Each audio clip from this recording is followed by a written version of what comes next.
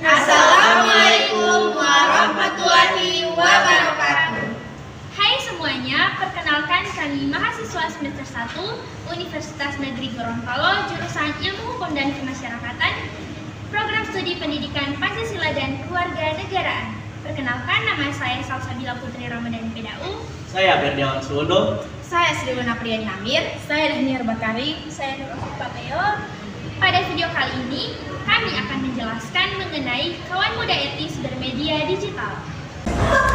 Dengan menjadi kawan muda etis bermedia digital, kita dapat memahami beberapa poin penting, yaitu seperti etika digital sangat penting dalam era digital saat ini. Dengan menggunakan teknologi, kita harus memastikan bahwa kita telah menghormati privasi orang lain dengan tidak melakukan cyberbullying dan tidak menyebarkan informasi yang salah. Etika digital juga membantu kita membangun kepercayaan dengan orang lain dalam interaksi online, sehingga kita dapat membangun hubungan yang lebih baik dan juga lebih produktif. Selain itu, etika digital juga membantu kita menghindari konsekuensi hukum yang dapat terjadi jika kita melakukan tindakan yang tidak etis dalam online. Dengan demikian, etika digital sangat penting untuk memastikan bahwa kita dapat menggunakan teknologi dengan cara yang benar dan juga cara yang bertanggung jawab dan juga etis, serta membangun komunitas online yang sehat dan juga positif. Untuk menghindari perilaku bullying di dunia media digital, mari kita promosikan gerakan empati dan buang perilaku toksik dalam interaksi online. Apa sih itu empati? Empati adalah kemampuan untuk memahami dan juga merasakan perasaan orang lain. Dengan empati, kita dapat menciptakan lingkungan online yang lebih positif dan juga lebih sehat. Mengapa empati itu penting? Yang pertama yaitu membantu mengurangi stres dan tekanan mental. Yang kedua, meningkatkan kepercayaan dan hubungan yang lebih baik. Yang ketiga, membangun komunitas online yang lebih baik dan juga lebih produktif. Ada beberapa cara yang bisa kita lakukan untuk meningkatkan empati. Yang pertama, berpikir sebelum posting dan berkomentar. Yang kedua, gunakan kata-kata yang sopan dan ramah. Yang ketiga, jangan menyebarkan informasi yang salah atau hoax. Yang keempat, berkomunikasi dengan empati dan penuh hormat. Yang kelima, buang perilaku toksik dan gantikan dengan perilaku yang lebih positif. Ayo kita mulai buang toksik dan juga bawa empati. Yang pertama, jangan menggunakan kata-kata kasar atau pelecehan. Yang kedua, jangan menyebarkan informasi yang salah atau hoax. Yang ketiga, jangan melakukan cyberbullying atau pelecehan online. Mari kita promosikan empati dan juga buang toksik. Dengan empati, kita dapat menciptakan lingkungan online yang lebih positif dan sehat. Mari kita buang toksik dan bawa empati dalam interaksi online. Kasus cyberbullying yang terjadi baru-baru ini adalah kasus dari Universitas Udayana. Kasus viral Universitas Udayana yaitu kematian mahasiswa Timothy Anugrah memicu penyelidikan intensif terkait cyberbullying. Meskipun pihak kampus awalnya menegaskan tidak ada perundungan, namun mengindikasi adanya olok-olok pasca kematian yang dibenarkan sebagai perundungan, menyoroti dampak psikologis dan juga sosial. Hal ini dapat menyadarkan kita bahwa kita sebagai pengguna media sosial yang aktif, kita dapat lebih bijak untuk menggunakan media sosial dengan sebaik-baik mungkin. Kita tidak boleh mengomentari dengan sembarangan dan juga memposting atau mengomentari postingan orang lain dengan sembarangan. Yang berikut tentang promosikan respek lawan bullying dalam media sosial. Media sosial adalah bagian dari kehidupan kita sehari-hari. Kita menggunakannya untuk berbagi cerita, mengekspresikan diri, mencari hiburan, dan berkomunikasi dengan orang lain. Namun, di balik kemudahan itu, media sosial juga memiliki sikap gelap. Satu komentar negatif bisa menyebar ke banyak orang. Satu unggahan bisa mengundang ratusan hinaan, dan satu tindakan saja yang dianggap sepele bisa melukai perasaan seseorang secara mendalam.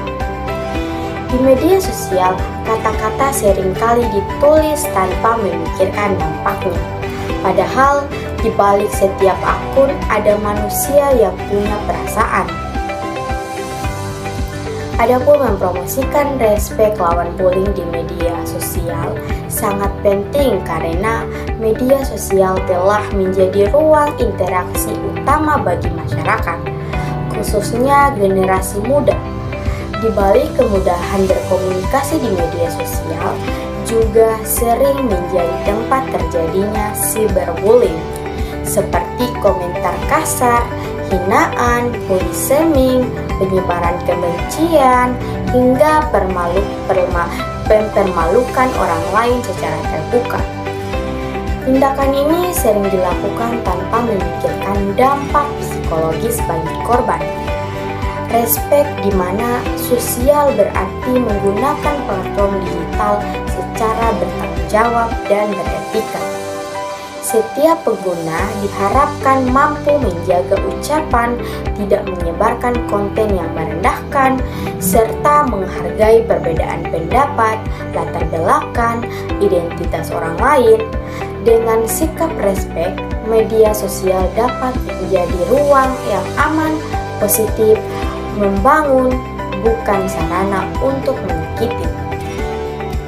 Promosi respek di media sosial dapat dilakukan melalui berbagai cara, seperti menyebarkan konten edukatif, membuat kampanye anti-bullying, menggunakan kata-kata yang sopan dalam berkomentar, serta memberikan dukungan kepada korban cyberbullying. Selain itu, pengguna juga perlu berani melaporkan konten atau akun yang melakukan bullying agar tindakan tersebut tidak terus berulang. Media sosial memiliki pengaruh yang sangat luas. Satu unggahan positif dapat menginspirasi banyak orang. Begitu pula, satu komentar negatif dapat melukai banyak pihak. Oleh karena itu, mempromosikan respek berarti mengajak setiap pengguna untuk berpikir sebelum mengetik, memahami sebelum berkomentar, dan memilih empati daripada emosi. Dengan mempromosikan respek lawan bullying di media sosial, kita turut membangun budaya digital yang sehat dan beradab. Media sosial seharusnya menjadi tempat untuk berbagi, belajar, dan saling mendukung. Bukan ruang untuk menjatuhkan. Perubahan besar dapat dimulai dari tindakan kecil, yaitu bersikap saling menghargai di dunia digital. Baik, selanjutnya saya akan menjelaskan materi promosi perdamaian hindari sara di media sosial. Media sosial adalah ruang publik digital yang mempertemukan banyak orang dari latar belakang berbeda. Karena itu, sikap kita di media sosial sangat berpengaruh terhadap tercapainya suasana damai atau justru konflik. Yang pertama, mempromosikan perdamaian berarti menggunakan media sosial untuk menyebarkan hal-hal yang positif seperti menghargai pendapat suku, agama, ras, dan wilayah, menyampaikan pendapat dengan bahasa yang sopan dan tidak menyinggung pihak lain, membagikan konten yang mendidik, menyejukkan, dan membangun persatuan, menyelesaikan perbedaan pendapat dengan dialog, bukan dengan hinaan atau provokasi. Dengan sikap ini, media sosial dapat menjadi sarana pendapat persatuan dan memperkuat persatuan bangsa. Yang kedua, hindari sara di media sosial. Sara, suku, agama, ras, antar dapat memicu penggunaan media sosial harus tidak membuat atau menyebarkan konten yang menghina atau merendahkan kelompok tertentu, tidak menyebarkan ujaran kebencian, hoax, dan provokasi, berpikir kritis sebelum membagikan informasi terutama dalam memecah belah, menghormati keyakinan dan identitas orang lain meskipun berbeda dengan kita. Dengan mempromosikan perdamaian dan menghindari sara di media sosial dapat menjadi ruang yang aman dan nyaman dan bermanfaat bagi semua. Sikap sosial mencerminkan kepribadian kita sebagai warga digital yang bertanggung jawab dan menunjukkan tinggi nilai persatuan. Secara hukum maupun sosial, tindakan ini dapat dikategorikan sebagai perundungan siber atau pelanggaran undang-undang informasi Indonesia yang berpotensi menghasilkan denda atau hukuman penjara. Berikut ini adalah beberapa alasan mengapa tindakan ini berbahaya dan harus dihindari.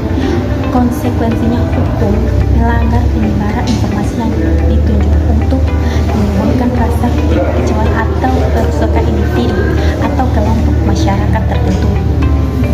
Menghindari penuntutan pidana, dampak sosial dan emosional komentar semacam itu dapat menyebabkan kerugian emosional yang signifikan bagi kekerasan, kerusakan reputasi, baik bagi pemberian komentar maupun platform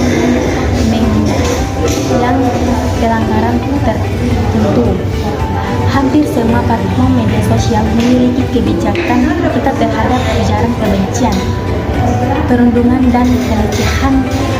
Akun yang melanggar akan ditanggung atau dihapus secara permanen. Itulah materi yang bisa saya sampaikan. Ada banyak kasus pornografi yang beredar di media sosial, contohnya WhatsApp, Facebook, Twitter, YouTube, Instagram, Telegram, TikTok, dan sebagainya.